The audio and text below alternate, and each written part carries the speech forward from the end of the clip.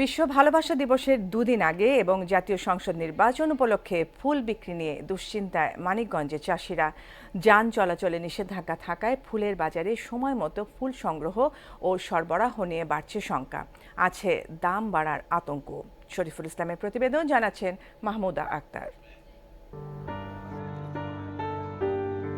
বসন্ত আর ভালোবাসার দিবসকে কেন্দ্র করে প্রতি বছরই জমজমাট হয়ে ওঠে মানিকগঞ্জের ফুলের বাজারগুলো। গোলাপ, রজনীগন্ধা আর গাঁদার সুবাসে মুখরিত থাকে চারপাশ। তবে এবার ত্রয়োদশ জাতীয় সংসদ নির্বাচন উপলক্ষে ভালোবাসা দিবসের আগে যান চলাচল বন্ধ থাকায় ফুল বিক্রি নিয়ে চরম দুশ্চিন্তায় পাইকারি ও খুচরা ব্যবসায়ীরা। নির্বাচন উপলক্ষেও ফুলের চাহিদা বেশি থাকবে, কিন্তু 24 ঘন্টা যান চলাচল বন্ধ থাকায় বাজারে ফুল সংকটের প্রভাব পড়বে বলে মনে করছেন ব্যবসায়ীরা। আর বিশেষ বিবেচনায় ফুল সরবরাহকারী যানগুলো চলাচলের অনুমতির দাবিও করেন অনেক ব্যবসায়ী। উৎসবমুখ নির্বাচন হওয়ার পরে যারাই বিজয়ী হইব তারা সবাই সেলিব্রেট করার চিন্তা ভাবনা করব।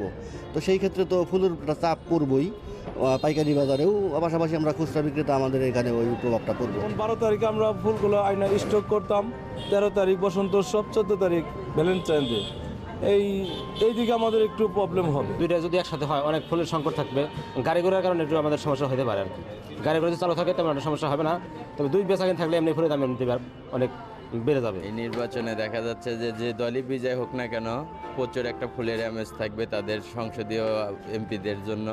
আর সাধারণ ক্রেতারা বলছে 14 ফেব্রুয়ারি আসার আগেই বাজারে ফুলের দাম চড়া। ভোটের জন্য তো যদি জয়যুক্ত হয় তবে অবশ্যই ফুলের মালা দিয়ে তাদের বরণ করা হয়, তো সেই ক্ষেত্রে ফুলের দাম মনে হয় যে একটু বাড়বে। আগে তো 5 টাকা 10 টাকা দিয়ে এই গোলাপ পাওয়া যায়, আর এখন 30 টাকা 50 টাকা। 12 তারিখ নির্বাচন, তারপরে 14 ফেব্রুয়ারি। এখনই কিন্তু ফুলের দাম অনেক বেশি, বলা চলে যে ফুলটা 10 টাকা ছিল এখন কিন্তু সেটা 20 টাকা হয়ে গেছে। সবকিছু ছাপিয়ে ফুলের বাজার যেন ভালো থাকে আর ব্যবসায়ীদের লোকসান গুনতে না হয়, সেই প্রত্যাশা সংশ্লিষ্টদের।